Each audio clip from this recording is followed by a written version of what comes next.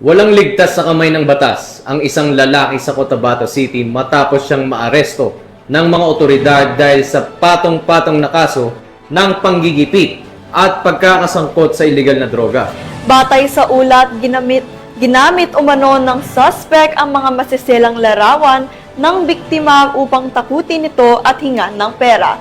Bukod dito ay nahulihan pa ito ng hinihinalang shabu sa oras ng kanyang pagkakaaresto. Nakatutok dyan si Patrolwoman Maria Senyora Agbuya.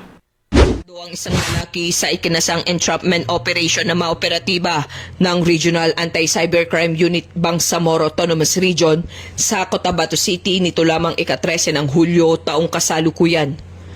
Kinilala ng mga otoridad ang sospek na si Elias Udin, residente ng Cotabato City na nahuli sa mismong pakikipagkita sa biktima matapos nitong pilitin ng babae na magbigay ng pera kapalit ng hindi pagpapakalat ng kanyang sensitibong larawan at video sa internet.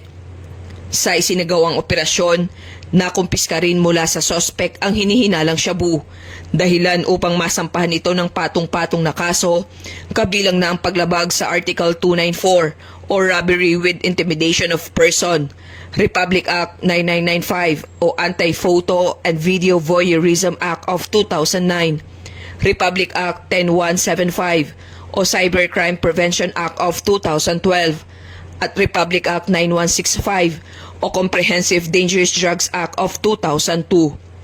Pinuri naman ni Police Lieutenant Colonel Arnold P. Acosta, Officer in Charge ng Regional Anti-Cybercrime Unit BAR, ang matagumpay na operasyon ng mga otoridad at pinaalalahanan ng lahat na huwag basta-bastang magtitiwala sa mga nakikilala lamang sa internet upang maiwasan ang mga ganitong uri ng pananamantala.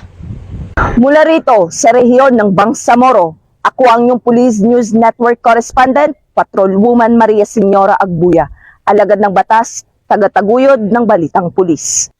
Maraming salamat, Patrolwoman Agbuya.